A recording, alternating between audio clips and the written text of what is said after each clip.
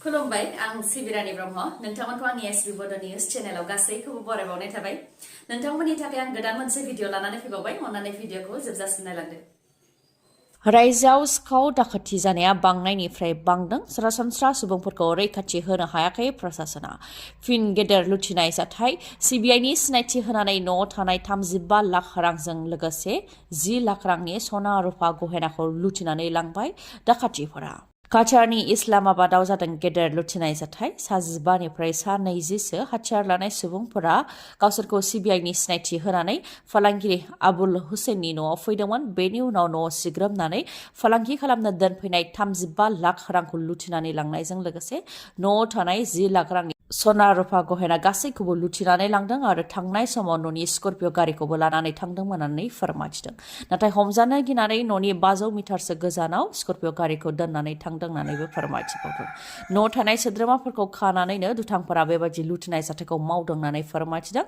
दा दुथांफोरनि हेंथा गसर होनाय जाबाय होननानै मिथिहोदों सोरखारि साख्रि मावनायनि उनावबो नोंथाङा अरुणोदयनि मुलाम्फाखौ लागासिनो दं नामा सा 682 जाय रेगुलार सोरखारि साख्रि मावनाय बिथांमोनहा अरुणोदयनि मुलाम्फाखौ लागासिनो दं होननानै फोरमायथिदों आसामनि गिबि मन्थ्रि डक्टर हेमन्त बिश्व शर्मा बिथाङा सा 682 सोरखारि साख्रि मावनायफोरा सिगांनिफ्रायनो अरुणोदयनि मुलाम्फाखौ लादों आरो दाबो लागासिनो दङ बेखौ हमनो मोनदों बिथांमोननि हेंथा डिपार्टमेन्टेल प्रसिडिं खालामनानै गोख्रों राहा लानायजों लोगोसे अरुणोदयनिफ्राय जेसेबां रां लादों बेखौ सेलारि एकाउन्टनिफ्राय दानफिननाय जागोन अदेबानि गासै रांखौ होफिनजोबनो गोनां जागोन होननानै फोरमायथिदों डक्टर हेमन्त बिश्व शर्माया लोगोसे फोरमायथिबावदों दि सा 682 पर्टेलाव नुजानायसो बेनिख्रुइबो बांसिन जाबावनो हागौ बेनिखायनो बेनि सायाव गोख्रोङै नायबिजिरनो बिथोन होनाय जाबाय होननानै बुंथिदों जायफोर साख्रि मावनायफोरा अरुणोदयनि गेजेरजों मुलाम्फा लागासिनो दं बिथांमोनहा खायफाया हेल्थ डिपार्टमेन्ट खायफाया फाइनान्स डिपार्टमेन्ट आरो खायफाया रेभिनिउ डिपार्टमेन्ट बेबायदिनो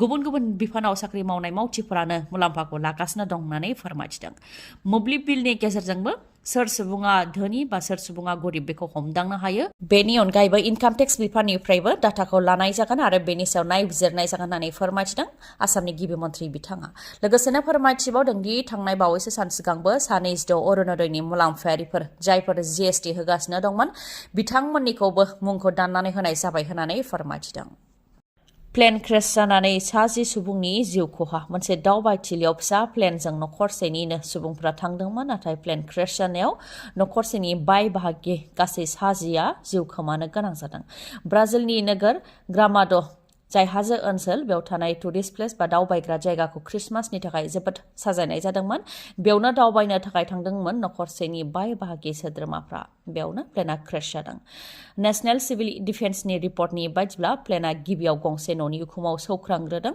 बेनि उनाव न'नि सेकेन्ड फ्ल'राव सौख्रांदों जोबनायाव फार्निचारनि गंसे गलायाव सौख्रांहैदों बेनि उनावनो प्लेना क्रेश जादों अर जोंब्लावनानै गासैबो रोहो रोहो खामनानै सेवहांगार जादों आरो थेर बेथेर जादों बे जाथायाव प्लेनाव थानाय गासै सा 10 सुबुङाबो जिउ खोमानो गोनां जाजोबदों बेजों लोगोसे हायाव थानाय सा 12नि गोबाङाबो जोखोम जानो गोनां जादों प्लेन क्रेश जानायजों अर जोंब्लावनाय आरो उखुन्दै ओंखारनायनि जाहोनाव सा 12नि गोबाङा जोखोम जानो गोनां जादों आरो बिथांमोनखौ देहा फाहामसालियाव थिसननो गोनां जादों मा जाहोननि थाखाय क्रेश जानाय बेखौ एयारफर्सआ नायबिजिरनो थाखाय खामानिखौ जागायबाय होननानै रिपर्टआव मोननाय जादों मोसौ मैसो आरो अमानि आयेन बेरेखा फालांगि खालामनायखौ जों खोनानो मोनबोदों नाथाय बे खेबाव उटनि फालांगि खालामनानै हमजानो गोनां जादों आसाम सोनाब बंग सिमा गसाइगावनि सिमुलटापुआव आयेन बेरेखायै लाबोनाय मा 20 उटखौ हमनो हादों राजस्थाननिफ्राय लाबोनाय जादोंमोन उटखौ मोनसे साखा थानाय कन्टेनार गारिनि सिङाव सिखावै लाबोदोंमोन मा 20 उटखौ कन्टेनार गारिखौ बन्द खालामजोबनायनि थाखाय हां मोनैनि जाहोनाव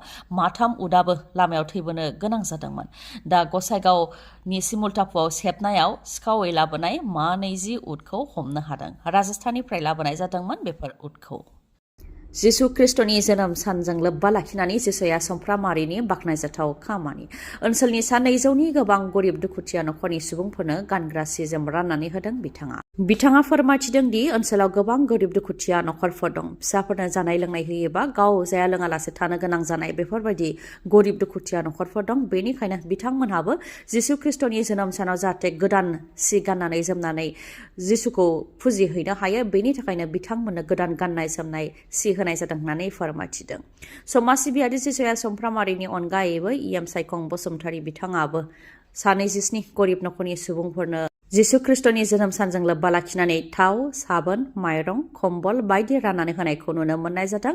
रायजो राजाफ्रा बेखौ मोननानै गोजोननाय बावहरदों इएम सायखं बसुमतारीनिसिम। हायर सेकेन्डारि आनजादाव उथ्रिसार जानो हानानै जायफोर फरायसाफोरा स्कुटि मोननो हादों बिथांमोननो बेसेन नाङै ट्रेनिं होनो आखायाव लादों आसाम सरकारा। फरायसाफोरा जाहाथे लाइसेन्स लानानैसो आरो हेलमेट गाननानैसो स्कुटिखौ सालायो बेनि थाखाय आसाम सरकारा बुंखादोंमोन। दा फरायसाफोरनि थाखाय बेसेन नाङै ट्रेनिं होनो थांखि लादों आसाम सरकारा। आसाम सरकारनि बिथोन बायदियै कामरुप जिल्ला ट्रेन्सपर्ट डिपार्टमेन्टआ बेसेन नाङै ट्रेनिं होनो आखायाव लादों। 1 जानुवारिनिफ्राय बेसेन नाङै ट्रेनिं होनाय जागोन। फ्राय 48,000 फरायसाफोरानो स्कुटिखौ मोननो हादोंमोन। बिथांमोना जाहाथे जेबो खैफोदजों मोगा-मोगि जानो गोनां जाया बेनि थाखायनो आसाम सरकारा बे थांखिखौ लादों। बेनि अनगायैबो 31 डिसेम्बरनि सिगांनो बयबो जाहाथे गाव गावनि गारिनि फोरमान बिलाइफोरखौ क्लियार खालामनानै लायो बेनि थाखायबो खावलायदों हान्थामेला बिफाना।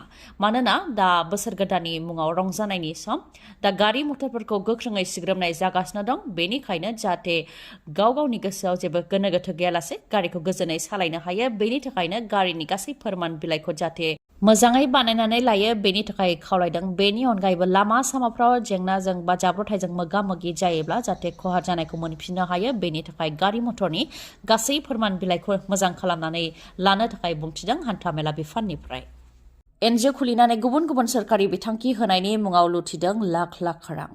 नलबारिनि उत्पल शर्मा मुंनि सुबुङा एनजिअ खुलिनानै गुबुन गुबुन सोरखारि बिथांखि होनायनि मुङाव सुबुंफोरनिफ्राय लुथिदों गोबां लाख रां आरो दा दुथाङा खारखुमानानै दङ। गुबुन गुबुन सोरखारि बिथांखिनि गेजेरजों अमा, दाउ, ना, बोरमा बायदि बायदि होनायनि मुङाव सुबुंफोरनिफ्राय रां लादोंमोन। खायफानिफ्राय 10,000, खायफानिफ्राय 15,000 रां लादोंमोन आरो गावनाव मावनाय मावथिफोरनि सासेनिफ्रायनो 6 लाख रां लादोंमोन। नाथाय बे रांखौ होआखै होननानै फोरमायथिदों। गावजों लोगोआव मावनो लाफानाय मावथिफोरनोबो गोलाव समनिफ्रायनो दान बान्था होआखैमोन। नाथाय दा उत्पल शर्माया खारखुमाबाय होननानै फोरमायथिदों सासे मावथिया। फोरमायथिनाय बायदिब्ला रायजो राजाखौ फोथायहोनो थाखाय माखासे सोरखारि मावथिफोरखौबो लाबोनानै बिथांखिफोरखौ बेखेवहोफैयोमोन उत्पल शर्माया। बेबायदिनो रायजो राजाफोरनि बिखायाव जायगा आवग्रिनो हादोंमोन आरो रायजो राजाफोरनिफ्राय गोरलैयैनो रां लुथिदोंमोन होननानै फोरमायथिदों। गोथार बर'दिन आरो गोदान बोसोर फैनाय गेजेराव माखासे सानल' आद्रा दंसै। गोथार बर'दिन आरो गोदान बोसोरजों लोब्बा लाखिनानै काजलगावनि MMH अट' हन्डा श'रुमा नोंथांमोननि थाखाय लाबोदों गोजोनथाव रादाब।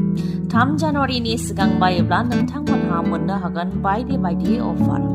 शाइन 100 मटरसाइकेल बायोब्ला 2,000 रां केशबेक मोननो हागोन। SB 160 मटरसाइकेल बायोब्ला 2,000 रां केशबेक मोननो हागोन। बेनि अनगायैबो 3 जानुवारि 2025नि सिगां मटरसाइकेल बा स्कुटि बायोब्ला नोंथांमोनहा 3,000 रांबो सेभ खालामनो हागोन।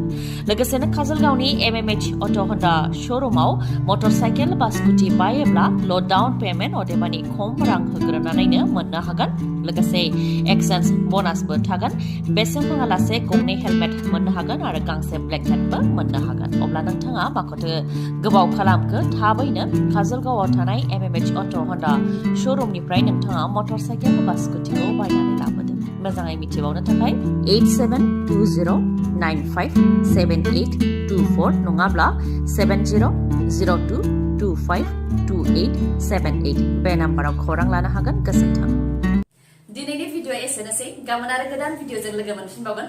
नोंथाङा दासिमबो आंनि चेनेलखौ साबस्क्राइब खालामाखैबा अन्नानै साबस्क्राइब खालामदो। लोगोसे लाइक, कमेन्ट आरो शेयार खालामनो दाबाव। गोजोन्थों।